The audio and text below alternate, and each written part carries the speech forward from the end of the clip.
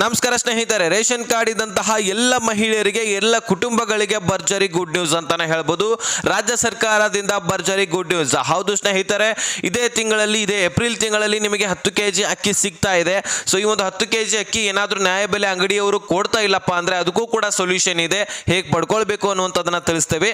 ಅದೇ ರೀತಿಯಾಗಿ 10 kg ಅಕ್ಕಿ ನಿಮ್ಮ ನ್ಯಾಯಬೆಲೆ ಅಂಗಡಿ ಮುಖಾಂತರ ಸಿಗ್ತಾ ಇದೆ. ಪ್ರತಿಯೊಬ್ಬರು ಕೂಡ ಪಡ್ಕೊಳ್ಳಿ. ಅದೇ ರೀತಿಯಾಗಿ 4 ಹೊಸ ವಸ್ತುಗಳನ್ನು ನಿಮ್ಮ ಖಾತೆಗೆ ನಿಮಗೆ ನ್ಯಾಯಬೆಲೆ ಅಂಗಡಿ ಮುಖಾಂತರ ವರ್ಗಾವಣೆ ಮಾಡ್ತಕ್ಕಂಥದ್ದು. ಹಾಗಾದ್ರೆ ಬನ್ನಿ, ಯಾರ್ಯಾರು BPL ಮತ್ತು APL ರೇಷನ್ ಕಾರ್ಡ್ಗಳನ್ನು ಹೊಂದಿದ್ದೀರಿ ಪ್ರತಿಯೊಬ್ಬರು ಕೂಡ ಮಿಸ್ ಮಾಡದೆ ವಿಡಿಯೋನ ಕೊನೆವರೆಗೂ ವಾಚ್ ಮಾಡಿ. ಸೊ ವೀಕ್ಷಕರೇ, ಇದ್ರ ಬಗ್ಗೆ ಸಂಬಂಧಪಟ್ಟಂತಹ ಎಲ್ಲ ಮಾಹಿತಿಗಳನ್ನು ನಾವು ಒಂದೊಂದಾಗಿ ತಿಳಿಸ್ತಾ ಹೋಗ್ತೀವಿ. ಚಾನಲ್ಗೆ ಸಬ್ಸ್ಕ್ರೈಬ್ ಮಾಡಲಿ ಅಂದರೆ ದಯವಿಟ್ಟು ಇದೇ ರೀತಿ ಲೇಟೆಸ್ಟ್ ಆದಂತಹ ಅಪ್ಡೇಟನ್ನು ಕೊಡ್ತಾ ಇರ್ತೀವಿ. ಸಬ್ಸ್ಕ್ರೈಬ್ ಮಾಡ್ಕೊಳ್ಳಿ. ನೋಟಿಫಿಕೇಶನ್ ಕೂಡ ಪ್ರತಿಯೊಬ್ಬರು ಅಂತ ಸೆಟ್ ಮಾಡಿದ್ರೆ ಮುಂದಿನ ದಿನಗಳಲ್ಲಿ ಬರ್ತಕ್ಕಂತಹ ಎಲ್ಲ ವಿಡಿಯೋಸ್ಗಳು ನಿಮಗೆ ನೋಟಿಫಿಕೇಶನ್ ಮುಖಾಂತರ ಬಂದು ತಲುಪುತ್ತೆ. ಅಲ್ಲಿಂದ ಡೈರೆಕ್ಟ್ ಆಗಿ ವಿಡಿಯೋಸ್ಗಳನ್ನ ನೀವು ನೋಡ್ಕೊಳ್ಬಹುದು.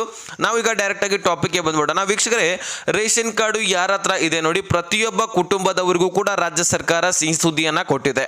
ಹೌದು ಸ್ನೇಹಿತರೆ, ಇದುವರೆಗೂ ಕೂಡ ನಿಮಗೆ ನ್ಯಾಯಬೆಲೆ ಅಂಗಡಿ ಮುಖಾಂತರ ಬರೀ 5 kg ಅಕ್ಕಿ ಸಿಗ್ತಾ ಇತ್ತು. ಸೊ ಈಗ 10 kg ಅಕ್ಕಿ ಸಿಗ್ತಾ ಇದೆ. ಸೊ ಈಗಾಗಲೇ ನಿಮಗೆ 5 kg ಅಕ್ಕಿ ಬದಲಾಗಿ ಹಣ ಒಂದೊಂದು ತಿಂಗಳು ಜಮಾ ಆಗೋದು, ಒಂದೊಂದು ತಿಂಗಳು ಡಿಲೇ ಆಗೋದು, ಒಂದೊಂದು ತಿಂಗಳದ ಬಿಟ್ಟೇ ಬಿಡೋದು, ಈ ರೀತಿ ಆಗ್ತಾ ಇತ್ತು. ಬಹಳಷ್ಟು ಜನರಿಗೆ ಬಹಳಷ್ಟು ಕಂತುಗಳು ಪೆಂಡಿಂಗ್ ಉಳಿದಿದ್ದಾವೆ. ಅನ್ನಭಾಗ್ಯ ಯೋಜನೆಯಲ್ಲಿ ಸರಿಯಾಗಿ ಹಣ ಜಮಾ ಆಗ್ತಾ ಇರಲಿಲ್ಲ. ಒಂದು ಕಂತಿನ ಹಣ ಹಾಕಿದ್ರೆ ಇನ್ನೊಂದು ಕಂತಿನ ಹಣ ಪೆಂಡಿಂಗ್ ಉಳಿಸ್ತಾ ಇದ್ರು. ಈ ರೀತಿ ಘಟನೆಗಳು ನಡೀತಾ ಇದ್ವು. ಸಾಕಷ್ಟು ಬಾರಿ ಮಹಿಳೆಯರು ಕೂಡ ಕಮೆಂಟ್ ಮಾಡಿದ್ರು. ಬಹಳಷ್ಟು ಜನರು ಕೂಡ ಅನ್ನಭಾಗ್ಯ ಸರಿಯಾಗಿ ಹಣ ಜಮಾ ಆಗ್ತಾ ಇಲ್ಲ, ಗೃಹಲಕ್ಷ್ಮಿ ಯೋಜನೆ ಮಾತ್ರ ಹಣ ಜಮಾ ಆಗ್ತಾ ಇದೆ, ಆದರೆ ಅನ್ನಭಾಗ್ಯದಲ್ಲಿ ಬಹಳಷ್ಟು ಪೆಂಡಿಂಗ್ ಉಳಿತಾ ಇದೆ ಅಂತಕ್ಕಂತಹ ಮಾಹಿತಿ ಸಿಗ್ತಾ ಇತ್ತು. ಆದರೆ ಈಗ ಅದನ್ನು ಬದಲಾಯಿಸಿ ಬಹಳ ಒಳ್ಳೆಯ ಕೆಲಸ ಮಾಡಿದ್ದಾರೆ ಅಂತ ಹೇಳ್ಬೋದು. ಹೌದು ಸ್ನೇಹಿತರೆ, ಹಣ ಆದರೆ ಒಂದು ತಿಂಗಳು ಜಮಾ ಆಗ್ಬೋದು, ಇನ್ನೊಂದು ತಿಂಗಳದ್ದು ಪೆಂಡಿಂಗ್ ಉಳಿಬೋದು. ಆದರೆ ಅಕ್ಕಿ ನ್ಯಾಯಬೆಲೆ ಅಂಗಡಿ ಮುಖಾಂತರ ನೇರವಾಗಿ ನಮ್ಮ ಕೈಯಲ್ಲಿ ಸಿಗುತ್ತೆ. ಆದರೆ ಹಣ ಆಗಲ್ಲ. ಒಂದು ತಿಂಗಳು ಜಮಾ ಮಾಡ್ಬೋದು ಅಥವಾ ಜಮಾ ಮಾಡ್ದೇ ಇರ್ಬೋದು. ಅಕ್ಕಿ ಆದರೆ ಡೈರೆಕ್ಟ್ ಆಗಿ ನ್ಯಾಯಬೆಲೆ ಅಂಗಡಿ ಮುಖಾಂತರ ಸಿಗತ್ತೆ. ಇನ್ನು ಯಾರ್ಯಾರಿಗೆ ನ್ಯಾಯಬೆಲೆ ಅಂಗಡಿ ಮುಖಾಂತರ ಅಕ್ಕಿಯನ್ನು ಕೊಡ್ತಾ ಇಲ್ಲ, ಸೊ ಅವರಿಗೆ ನಾನು ಒಂದು ಮಾಹಿತಿಯನ್ನು ತಿಳಿಸ್ಕೊಡ್ಲಿಕ್ಕೆ ಇಷ್ಟಪಡ್ತೀನಿ. ಇದು ಸರ್ಕಾರವೇ ಹೇಳ್ತಕ್ಕಂಥದ್ದು.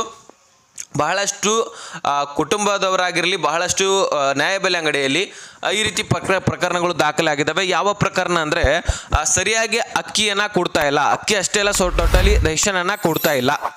ಹೌದು ಸ್ನೇಹಿತರೆ, 5 kg ಅಕ್ಕಿ ಕೊಟ್ಟಪ್ಪ ಅಂದರೆ 10 kg ಅಕ್ಕಿ ಕೊಡೋದಿಲ್ಲ. ಈಗ 15 kg ಅಕ್ಕಿ ಮಾರ್ಚ್ನಲ್ಲಿ ಕೊಡ್ತಾ ಇದ್ರು. ಅಲ್ಲಿ ಬರೀ 10 kg ಒಬ್ಬೊಬ್ಬರಿಗೆ ಸಿಕ್ಕಿದೆ, ಒಬ್ಬೊಬ್ಬರಿಗೆ 15 kg ಸಿಕ್ಕಿದೆ. ನಮಗಂತೂ 15 kg ಅಕ್ಕಿ ಸಿಗುತ್ತೆ. ಯಾಕಂದರೆ ಸಿಕ್ಕಿರುವಂತಹ ಕಾರಣಕ್ಕಾಗಿ ಹೇಳ್ತಾ ಇದ್ವಿ. 15 kg ಅಕ್ಕಿ ಕೊಡ್ತಾ ಇದ್ರು, ನೀವು ಬರೀ 10 kg ತೆಗೆದುಕೊಂಡು ಬಂದಿದ್ರಿ. ನೀವೇನಾದರೂ ಕೇಳಿದ್ದೆ ಆದರೆ ಸರಿಯಾಗಿ ಅವರಿಗೆ ದಬಾಣಿಕೆ ಅಕ್ಕಿ ನೀವು ಸರಿಯಾಗಿ ಸರ್ಕಾರ ಕೊಟ್ಟಿದೆ, ಅದನ್ನು ನಮಗೆ ಕೊಡಿ ಅಂತ ನೀವು ಕೇಳಬೇಕಾಗಿತ್ತು. ಆವಾಗ ಮಾತ್ರ ನಿಮಗೆ ಸಿಗುತ್ತೆ. ಒಬ್ಬೊಬ್ಬರು ನ್ಯಾಯಬೆಲೆ ಅಂಗಡಿಯವರು 10 kg ಮಾತ್ರ ಕೊಟ್ಬಿಟ್ಟು ಇನ್ನು 5 kg ಮಾರಾಟ ಮಾಡಿಕೊಂಡು ತಾವೇ ಹೊಟ್ಟೆ ತುಂಬಿಸ್ಕೊಂಡಿದ್ದಾರೆ.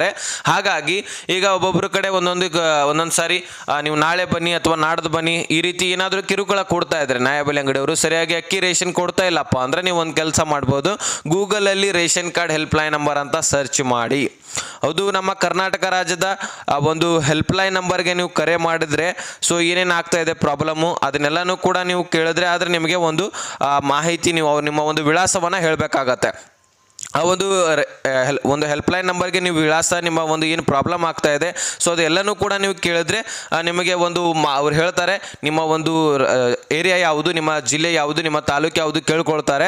ತದನಂತರ ನಿಮ್ಮ ಏರಿಯಾದಲ್ಲಿರ್ತಕ್ಕಂತಹ ಒಂದು ನ್ಯಾಯಬೆಲೆ ಅಂಗಡಿಯವನಿಗೆ ಕಾಲ್ ಮಾಡಿ ಅಥವಾ ಅಲ್ಲೇ ಬಂದು ಸ್ಪಾಟ್ ಮೇಲೆ ಅವರಿಗೆ ಏನು ಪ್ರಾಬ್ಲಮ್ ಆಗ್ತಾ ಇದೆ ನಿಮಗೆ ಅದನ್ನೆಲ್ಲದರ ಬಗ್ಗೆ ಅವರಿಗೆ ತಿಳಿ ಹೇಳಿ ಅಥವಾ ಕಾನೂನು ಕ್ರಮವನ್ನು ಕೈಗೊಂಡು ಸೊ ನಿಮಗೆ ಏನೇನು ಅಕ್ಕಿ ಸಿಗಬೇಕಾಗಿರುತ್ತೆ ಅದನ್ನೆಲ್ಲನೂ ಕೂಡ ಕೊಡುವ ಹಾಗೆ ಮಾಡ್ತಾರೆ. ಸೊ ಪ್ರತಿಯೊಬ್ಬರು ಕೂಡ ಈ ಒಂದು ಕೆಲಸವನ್ನು ತಪ್ಪದೆ ಮಾಡಿ. ಯಾರ್ಯಾರ ಒಂದು ನಿಮ್ಮ ಒಂದು ಏರಿಯಾದಲ್ಲಿ ಸರಿಯಾಗಿ ನಿಮಗೆ ಅಕ್ಕಿ ಕೊಡ್ತಾ ಇಲ್ಲಪ್ಪ ಅಂದರೆ ನೀವು ಈ ಒಂದು ಕೆಲಸವನ್ನು ಮಾಡ್ಬೋದಾಗಿರುತ್ತೆ.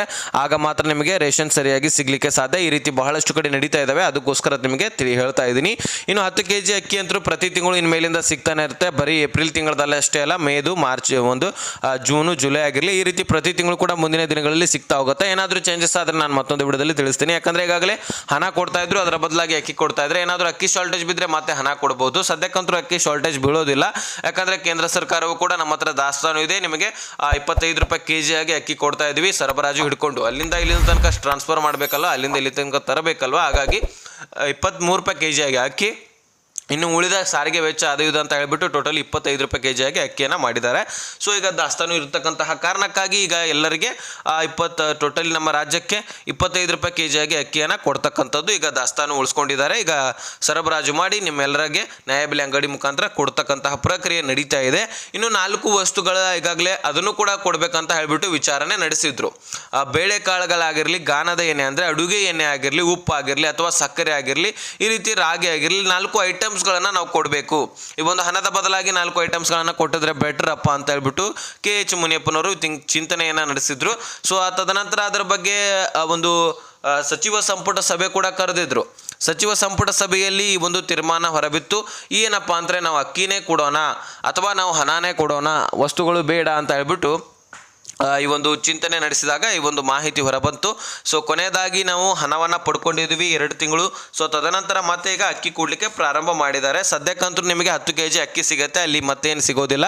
ಸೊ ಇದಾದಮೇಲೆ ಏನಾದರೂ ಬದಲಾವಣೆಗಳು ಮಾಡಿದ್ದೆ ಆದರೆ ನಾನು ಮತ್ತೊಂದು ವಿಡಿಯೋದಲ್ಲಿ ತಿಳಿಸ್ತೀನಿ, ಅದಕ್ಕೆ ಸಬ್ಸ್ಕ್ರೈಬ್ ಮಾಡಿ ಇಟ್ಕೊಂಬಿಡಿ. ಸೊ ಟೋಟಲಿ ಇಷ್ಟು ನಿಮಗೆ ಲೇಟೆಸ್ಟ್ ಆಗಿ ಅನ್ನಭಾಗ್ಯ ಯೋಜನೆಗೆ ಸಂಬಂಧಪಟ್ಟಂತಹ ಮಾಹಿತಿ ಇತ್ತು, ತಿಳಿಸಬೇಕಾಗಿತ್ತು, ತಿಳಿಸಿದ್ದೀನಿ. ಅಷ್ಟು ಅರ್ಥ ಆಗಿದ್ರೆ ನೆಕ್ಸ್ಟ್ ಟೈಮ್ ಹೇಳ್ತೀನಿ. ಸಿಗೋಣ, ಅಲ್ಲಿ ತನಕ ಬಾಯ್ ಬಿಡಿ ಫ್ರೆಂಡ್ಸ್.